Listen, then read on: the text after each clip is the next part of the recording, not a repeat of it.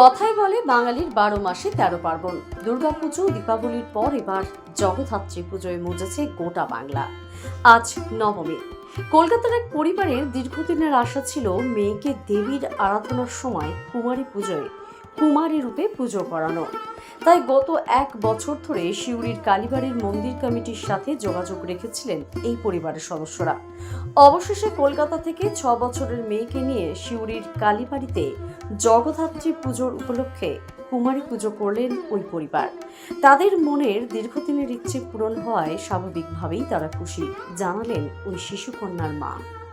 আমার মেয়েকে আজকে সিউড়ি কালীবাড়িতে কুমারী রূপে পুজো করা হচ্ছে। এক বছর আগে থেকে যোগাযোগ করেছিলাম। এবছর ও সুযোগ পেয়েছে। ভীষণই ভালো লাগছে।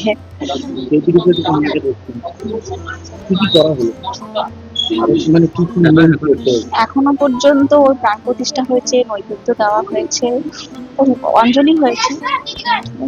এখনো পর্যন্ত এগুলোই হয়েছে। এখনো তো পুজো চলছে, এখন বাকি কি হবে বলতে পারছি না।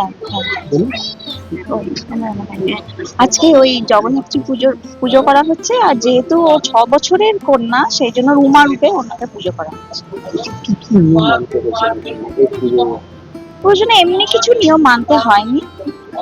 আমরা জিজ্ঞাসা করেছিলাম, কিন্তু ওনারা বলেছেন ও যেহেতু বাচ্চা, ওর কোনো নিয়ম সেরকম কিছু মানতে হয়।